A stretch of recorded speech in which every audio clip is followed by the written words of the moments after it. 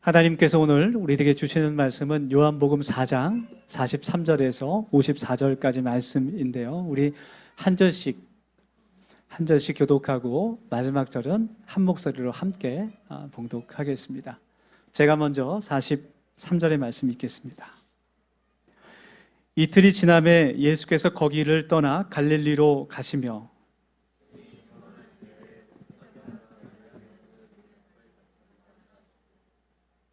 갈릴리에 이르심에 갈릴리인들이 그를 영접하니 이는 자기들도 명절에 갔다가 예수께서 명절 중 예루살렘에서 하신 모든 일을 보았음이더라.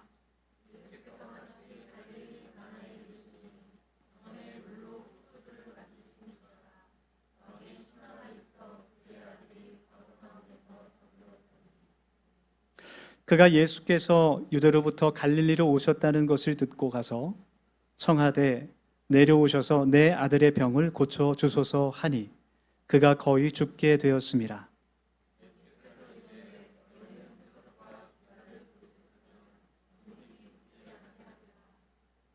신하가 이르되 주여 내 아이가 죽기 전에 내려오소서.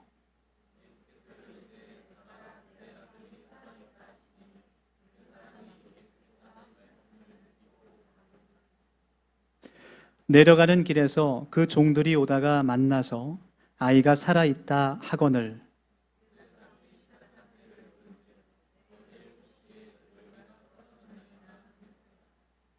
그의 아버지가 예수께서 내 아들이 살아있다 말씀하신 그때인 줄 알고 자기와 그 온 집안이 다 믿으니라. 다 같이 이것은 예수께서 유대에서 갈릴리로 오신 후에 행하신 두 번째 표적이니라.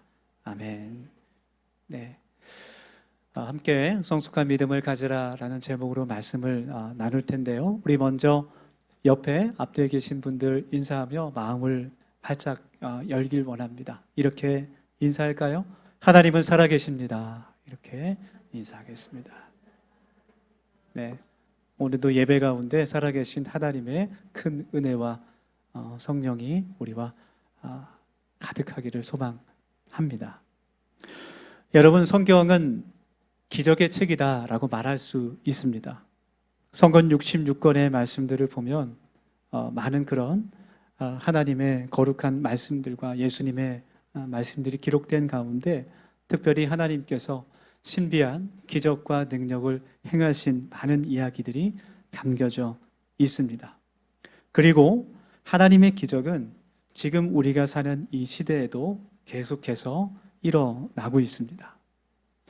크레이그 키너라는 교수님이 계신데 신약학에서 굉장히 명성 있는 유명한 분이세요. 저도 그분의 주석책을 몇 권 가지고 있는데 특별히 신약학 그리고 배경사, 주석 분야의 세계적인 권위를 갖고 있는 학자입니다. 이분이 오늘날에도 기적이 일어난다라는 책을 쓰셨어요. 그 책이 어떤 책이냐면 예수님께서 이 땅에 교회를 세우신 이후로 전 세계에서 일어난 많은 그런 신비로운 기적들, 특별히 치유의 사건들을 조사하고 그 가운데 정말 객관적으로 과학적으로는 설명할 수 없는 그런 정말 누가 봐도 객관적으로 이것은 초월적인 그런 능력이 일어난 것이다라고 인정할 수밖에 없는 그러한 사례들을 모아서 정리한 책입니다. 이 책을 기록하면서 하나님의 살아계심을 보여주는 그런 증거들, 그런 놀라운 기적들이 하나님께서 우리들에게 주신 선물이지만 그렇다고 해서 그 기적이 우리가 하나님을 믿는 신앙의 유일한 목적이 되어서는 안 된다라는 것도 분명하게 밝히고 있어요. 이 책에서 노우드라는 그 인도 사람이 증거한 간증한 그 이야기가 하나 있는데 제가 소개하면 그는 하나님을 믿는 사람이었고 자신의 이웃 한 남자를 전도하기 원했습니다. 그런데 그 사람이 한쪽 팔이 마비되어 있는 장애인이었어요. 그래서 그 사람에게 가서 하나님을 전하면서 하나님께서 당신의 팔을 치료해 주실 수 있다라고 증거했습니다.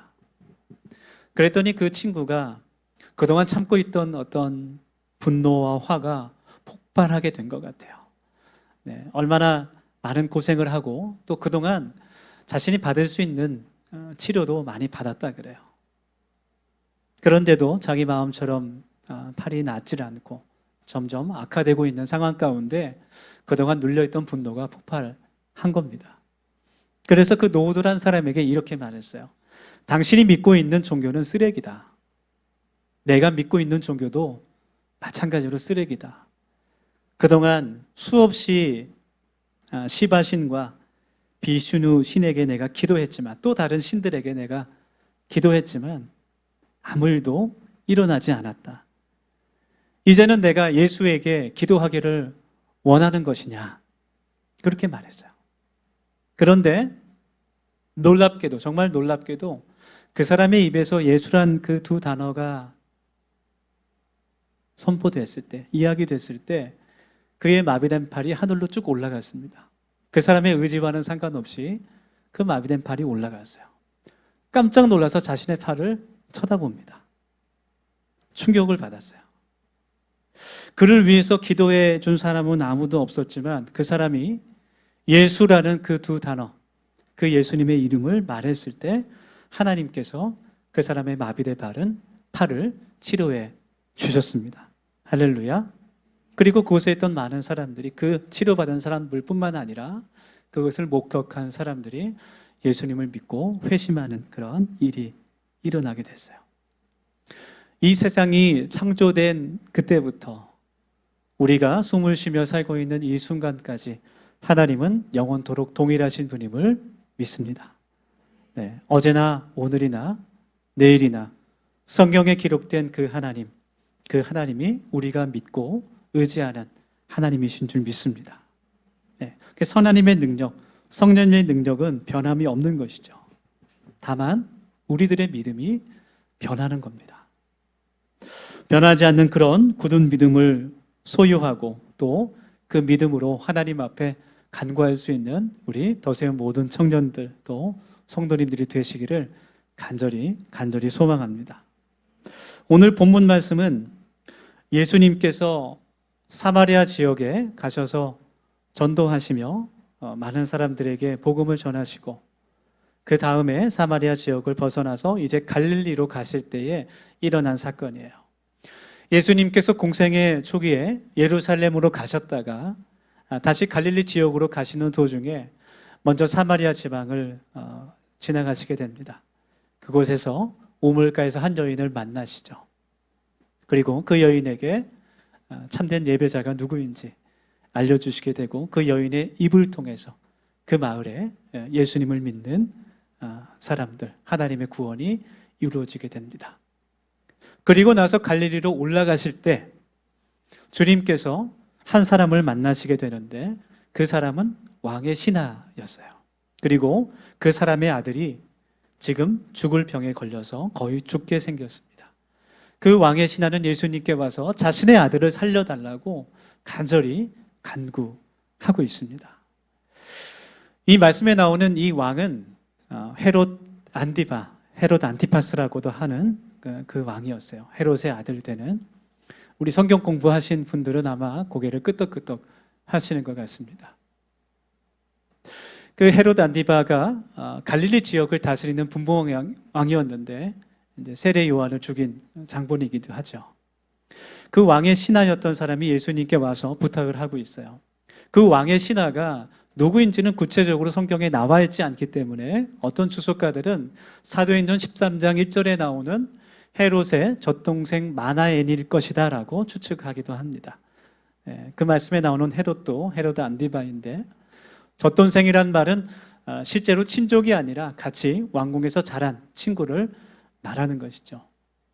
혹은 예수님께서 돌아가셨을 때 그 무덤에 향품을 들고 간 여인들이 있었어요. 그 여인 가운데 요한나라는 여인이 있었는데 그의 남편이 구서라는 사람입니다. 구사라는 사람이었는데 그 사람이 헤롯 안티파의 청지기였어요. 재정을 관리하는 높은 그런 신하였습니다. 그 사람이었을 수도 있겠다 그런 이야기를 또 하기도 해요. 어쨌든 이 왕의 신하가 예수님을 만나게 됐을 때 자기 집에 오셔서 제 아들을 고쳐 주십시오라고 부탁을 합니다. 예수님께서 그의 믿음을 보시고 내 아들이 살았다, 그렇게 말씀을 해주셨고 그 순간 그 아들이 치료받게 되었습니다. 할렐루야. 그리고 그 왕의 신하가 집으로 돌아가는 길에 종들을 통해 아들이 낳았다는 소식을 듣게 됐고 그 온 집안이 예수님을 믿게 되는 그런 기적이 일어나게 됩니다. 그래서 오늘 성경 말씀은 문제가 해결되는 응답의 말씀이에요. 기적의 말씀, 간증입니다. 해피엔딩의 말씀입니다. 왕의 신하는 죽게 생겼던 자신의 아들이 다시 치료되어서 살아나게 되어서 이루 말하소시 마음이 너무나 기쁩니다. 다시는 볼 수 없을 수도 있었던 그 아들이 건강을 되찾게 돼서 마음이 정말 하늘을 날아갈 것처럼 기뻤을 거예요. 그 아들도 정말 그 고통 가운데 있다가 높은 열로 정말 죽을 만큼 고통 가운데 있다가 열이 내려가고 깨끗하게 나음을 입어서 기뻤을 겁니다. 그리고 그 소식을, 기적의 소식을 전하는 종들도 얼마나 마음이 기뻤던지 조금이라도 빨리 주인에게 그 기쁜 소식을 전하기 위해서 먼 길을 마중 나와서 당신의 아들이 살았다라는 것을 전해 주었던 것이죠. 그 종들의 마음도 기쁘고 그 온 가족들도 정말 큰 감사와 기쁨이 넘쳤을 겁니다. 나중에 이 이야기를 들어서 알게 된 예수님의 제자들도 마음이 정말 기뻤을 것 같아요. 성경에 나오지 않지만 역시 우리 예수님이야, 예수님이 최고야, 이렇게 말하지 않았을까, 그런 생각이 듭니다. 그런데 오늘 성경 말씀을 잘 읽어보면, 잘 묵상해보면 기쁘지 않은 사람이 한 사람이 있습니다. 우리는 오늘 기쁘지 않았던 그 한 사람을 집중해서 바라봐야 돼요. 왜냐하면 그분이 예수님이기 때문이에요. 성경 보면 48절의 말씀입니다. 예수께서 이르시되 너희는 표적과 기사를 보지 못하면 도무지 믿지 아니하리라. 이 말씀에 나오는 너희는 그 왕의 신하가 아닙니다. 예수님의 제자들일 수도 있고 혹은 지금 예수님께서 걸어가시는 그 갈릴리 지역의 사람들을 의미하는 말씀입니다. 예수님께서 이 갈릴리 사람들에게 하신 이 말씀 가운데 주님께서 원하시는 성숙한 믿음이 무엇인지 우리가 배울 수 있어요. 그래서 오늘 말씀으로 우리가 함께 나누면서 하나님께서 우리들에게 요구하시는 믿음, 주님께서 우리가 소유하길 원하시는 그 믿음이 어떤 것인지 함께 배우기를 원합니다. 그리고 그 믿음을 우리가 간구하며 소유하기를 원합니다. 여러분, 믿음이 없으면 우리는 하나님을 섬길 수 없어요. 믿음이 우리에게 없으면 쉽게 흔들리고 넘어질 수밖에 없습니다. 예수님의 제자가 될 수 없습니다. 믿음은 하나님께서 우리들에게 주시는 선물이에요. 우리의 결단과 의지로만 갖는 것이 아닙니다. 하나님께서 기뻐하시는 믿음을 소유하는 우리 청년들과 우리 더시의 모든 가족들이 되기를 간절히 원해요. 첫 번째로 예수님께서 우리들에게 원하시는 믿음은 한계를 깨뜨리는 믿음, 편견을 깨뜨리는 믿음입니다. 때로는 우리들의 적은 믿음이 하나님의 역사하심을, 무한하신 하나님의 능력을 제한할 수 있다라는 거예요. 오늘 44절의 말씀에 보면 예수님께서 그분의 고향인 갈릴리로 가실 때, 예수님께서 자라신 곳, 그 갈릴리 마을로 가실 때 이미 마음 가운데 기쁨이 없으신 것 같은 생각이 들어요. 이전에 마음이 상하셨던 기억이 떠오르신 것 같습니다. 그래서 마음이 기쁘시지 않은 것 같아요. 44절 말씀에 선지자가 고향에서는 높임을 받지 못한다라고 말씀하세요. 예수님께서 직접 입으로 말씀하신 내용입니다. 이 말씀은 예수님의 고향인 그 갈릴리 사람들이 예수님에게 좋은 대접을 하지 않았다는 내용이 아니라, 그것이 아니라 갈릴리에 있는 사람들이 예수님에 대한 편견과 선입견 때문에 예수님께서 살아계신 하나님의 아들이시오 세상을 구원하실 메시아, 구원자, 그리스도인 것을 믿지 못했다는 것이죠. 이것은 마가복음 6장 1절부터 6절 말씀을 보면 더 확실하게 나타나게 됩니다. 예수님께서 그 전에 고향에서 하나님의 말씀을 가르치실 때 여러 기적을 보여주셨지만 그 갈릴리 마을의 사람들, 그 사람들의 반응은 그다지 따뜻하지 않았어요. 그 사람들이 서로 말합니다. 이 사람이 예수님을 말하면서 가르치면서 이 사람이 권능과 기적이 어디서 온 것인가?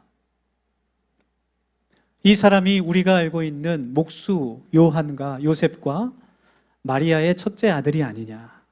그 형과 동생과 누이들이 우리 동네에 살고 있지 않느냐? 그렇게 말하면서 예수님을 배척했어요. 요한복음 7장 52절의 말씀을 보면 갈릴리에서는 선지자가 나지 못한다. 그런 이야기도 합니다. 즉 갈릴리 사람들은 예수님을 바라볼 때 하나님의 살아계신 아들로 바라보는 것이 아니라 어릴 때부터 봐왔던 요셉과 마리아의 아들로만 생각하고 있는 것이죠. 자신들이 가지고 있는 예수에 대한 편견과 선입견 때문에 거기에 갇혀서 예수님을 영접하지 못하는 거예요. 예수님을 하나님의 아들로 믿지 못하는 겁니다. 여러분, 우리들의 마음과 생각은 어떻습니까? 예수님을 바라보면서 우리들은 예수님을 어떤 분이라고 생각하고 있습니까?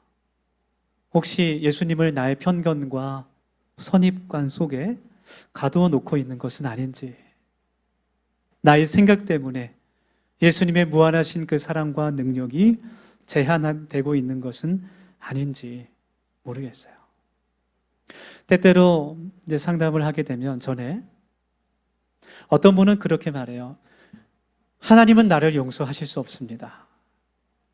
나는 너무나 큰 죄인이고 많은 그런 잘못들을 범했기 때문에 하나님께서도 나를 용서하시지 않을 겁니다. 하나님 앞에 너무나 죄송해서 정말 회개하는 기도도 하지 못합니다. 그렇게 말해요. 어떻게 보면 참 겸손한 사람이라고 생각할 수 있습니다. 낮은 자의 마음을 가진 사람이다 생각할 수 있지만 하나님의 한이 없으신 그 사랑을 받아들이지 못하고 고백하지 못하는 겁니다. 예수님의 그 십자가의 사랑을 믿지 못하는 거예요. 믿음이 없는 겁니다. 또 어떤 분은 하나님께서 나의 도움이 되지 못하십니다. 그렇게 말하는 사람도 있어요. 저는 그냥 예수님만 믿고 천국 가는 것으로 족합니다.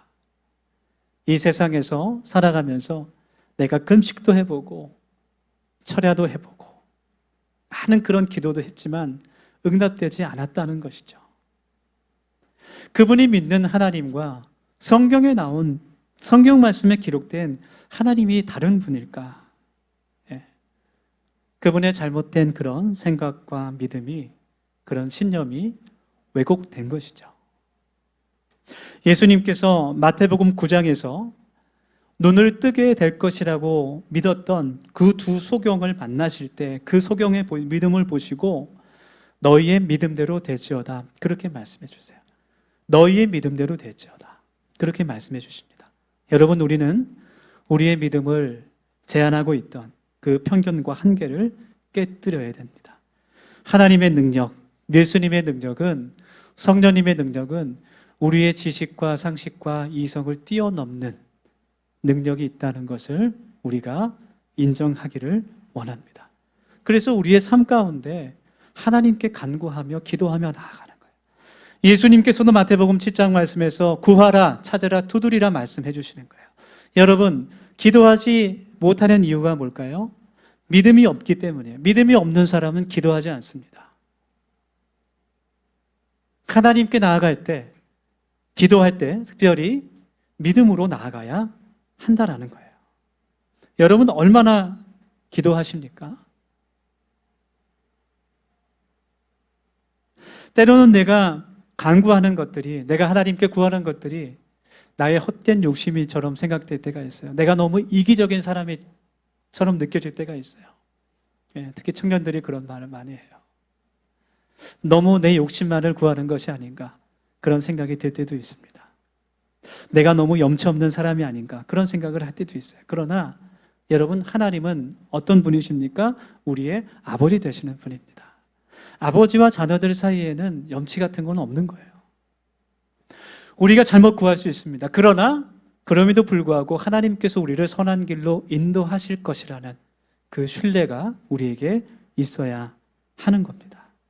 여러분, 선하신 하나님께서 우리에게 예비하신 여호와 이레의 은혜가 있음을 깨닫고 작은 것일지라도 하나님 앞에 간구할 수 있는 믿음을 가지시기를 간절히 소망합니다. 다음으로 예수님께서 우리들에게 원하시는 믿음, 그 믿음은 보이지 않지만, 내 눈에 보이지 않지만 내 손에 확실하게 잡히는 것은 없을지라도 증거가 없다고 해도 신뢰할 수 있는, 의지할 수 있는 마음인 것입니다. 그래서 믿음이라는 것은 나의 결단과 의지라기보다 하나님께서 우리에게 주시는 은사, 선물인 것이죠. 예수님께서 고향으로 가실 때, 갈릴리로 가시면서 선지자가 고향에서는 높임을 받지 못한다, 그렇게 말씀하세요. 전에 경험하셨던 것이 있었기 때문에. 그런데 말씀을 읽어보면 이번에는 조금 다른 것 같습니다. 본문 45절의 말씀이에요. 갈릴리에 이르심에 갈릴리인들이 그를 영접하니 이는 자기들도 명절에 갔다가 예수께서 명절 중 예루살렘에서 하신 모든 일을 보았음이더라. 갈릴리 사람들이 이번에는 예수님을 따뜻하게 영접합니다. 이전과는 좀 분위기가 바뀌었습니다.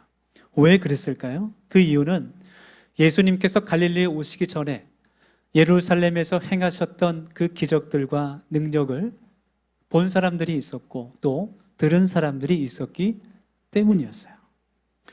예수님께서 공생의 초기에 안식일을 맞이해서 예루살렘에 가십니다.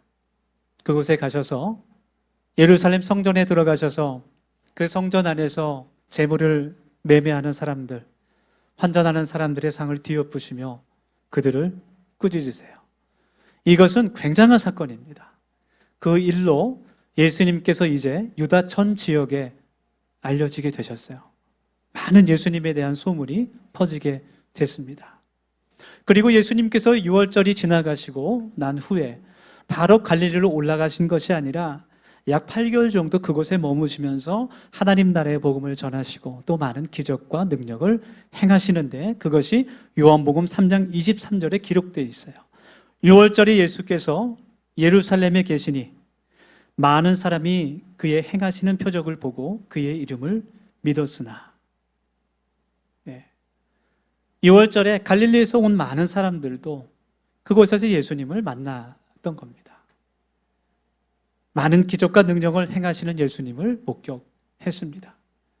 그래서 요한복음 3장의 말씀을 보면 니고데모가 예수님께 밤중에 찾아와서 말하죠. 당신은 하나님께로부터 온 선지자, 선생이 분명합니다. 그렇게 고백하는 거예요. 예수님께서 갈릴리에 지금 가시는 그 길에 갈릴리 사람들은 이전에 예수님께서 예루살렘에서 행하신 그 말씀과 표적들을 경험했습니다. 그래서 예수님을 이전과는 다르게 영접했어요.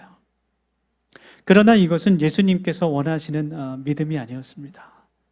주님께서 요한복음 20장 29절에서 말씀하셨듯이 보지 못하고 믿는 사람이 더 복되다, 그렇게 말씀하시는 거예요. 여러분, 우리들의 믿음이 이와 같은 믿음이 되기를 간절히 원합니다. 마음이 완악한 사람은 육신의 눈으로 보아야지만 내가 믿으려고 해요.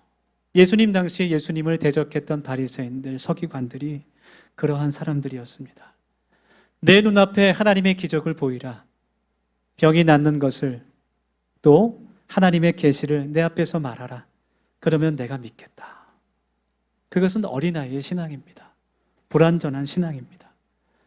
예수님께서 행하신 그 기적을 보고도 그 바리새인들과 서기관들은 예수님을 해하려는 생각만 하는 것입니다. 복음서에 나오는 예수님의 많은 기적들, 그 이야기를 읽어보면 항상 기적이 일어나기 전에 먼저 믿음이 있었다는 것을 우리가 알게 돼요. 다시 말하면 기적이 믿음을 가져오는 것이 아니라 믿음이 기적의 필수 조건이라는 말입니다.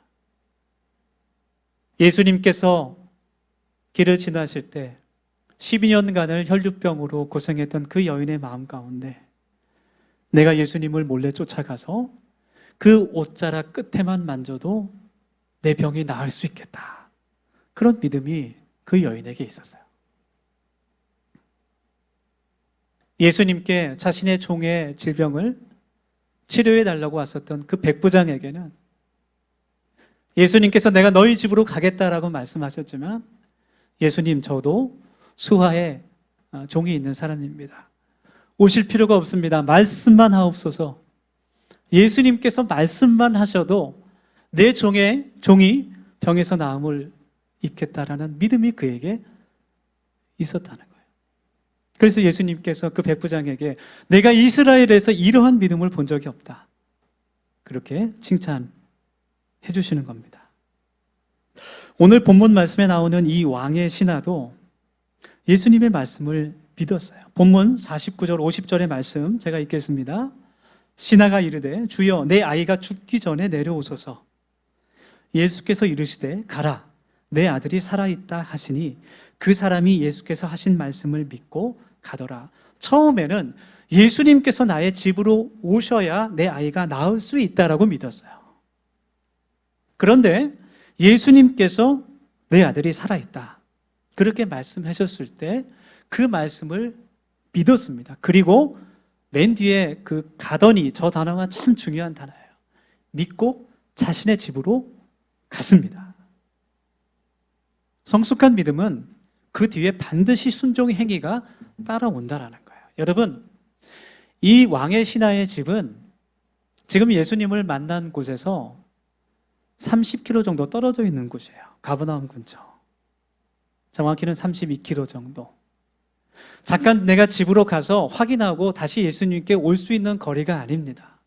이제 집으로 가면 다시 언제 예수님을 만날 수 있을지 기약이 없어요. 확신이 없습니다. 그러나 예수님의 말씀을 믿고 그 먼 길을 가는 거예요.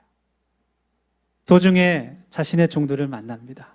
그리고 예수님께서 말씀하셨을 때 네 아들이 나았다라고 말씀하셨던 그 시간에 아들이 치료받았음을 듣게 되는 것이죠. 그 왕의 신하는 예수님께서 하신 말씀을 믿었습니다.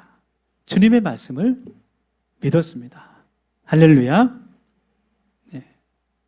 그래서 온 가족이 예수님을 그리스도로 믿고 영접하는 구원의 기적이 일어나게 된 것이죠. 우리 사랑하는 더세움 우리 모든 가족 여러분, 우리에게 이런 믿음이 있기를 원합니다. 눈에 보이는 증거가 없다 하더라도, 내 눈에 잡히는 것이 없더라도 우리가 신뢰하는 것은 예수님 그리고 예수님의 말씀인 거예요. 그 말씀을 의지할 때 하나님께서 지금도 우리의 삶 가운데 살아 역사하실 것을 우리가 굳게 믿길 원합니다. 오늘 예수님께서 하나님의 말씀을 통해서 우리에게 원하시는 그 믿음을 알려주십니다.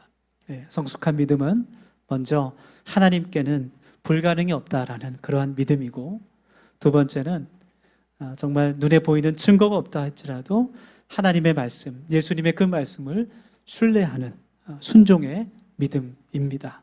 우리 더세움 모든 가족들이 이러한 믿음을 하나님께 간구하며 소유할 수 있는 복된 사람들이 되기를 소망하고, 이 믿음으로 살아가며 지금도 역사하시고 일하시는 하나님을 우리의 삶 가운데 만나고 경험하고 그 기쁜 소식을 전하는 교회 될 수 있기를 예수님의 이름으로 축복합니다. 함께 우리 결단하며 1분 정도 통성으로 기도하겠습니다. 세 가지 기도 제목으로 함께 기도합니다. 첫 번째로, 하나님 우리에게 큰 믿음을 주시옵소서. 흔들리지 않는 믿음을 우리에게 주시옵소서. 두 번째로 기도합시다. 예수님의 말씀을 신뢰하며 순종하기를 원합니다. 하나님, 베드로가 깊은 곳에 그물을 내린 것처럼 주님의 말씀만을 신뢰하며 살아가는 하나님의 자녀 되기를 원합니다. 세 번째로, 하나님을 기쁘시게 하는, 믿음으로 하나님을 기쁘시게 하는 교회 되게 하여 주옵소서. 우리 이러한 기도 제목을 가지고 함께 결단하며 이 시간 기도하겠습니다. 같이 기도합시다. 거룩하신 하나님, 저희들에게 오늘 예배를 통해 하나님의 귀하신 말씀을 주신 것을 감사합니다. 하나님, 우리에게 세상이 하나님 볼 수 없는 큰 믿음을 허락하여 주셔서 하나님, 오직 예수의 그 이름으로 승리할 수 있는 우리의 삶이 될 수 있도록 하나님 인도하여 주시옵소서. 하나님, 예수님의 말씀을 신뢰하며 살아가는 우리들의 삶이 되기를 원합니다.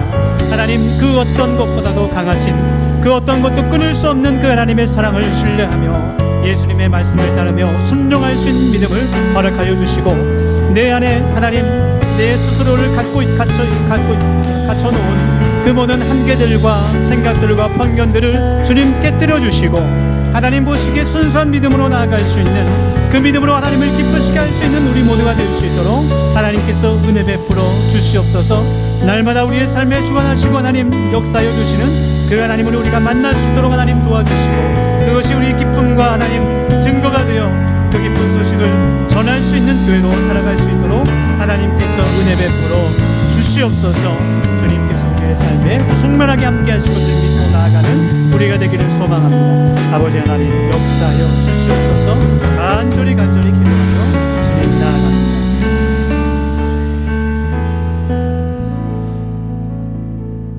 어제나 오늘이나 내일이나 영원토록 동일하신 하나님, 우리의 마음 가운데 할 수 없다라는 잘못된 생각이 있습니까? 포기와 좌절이 있습니까?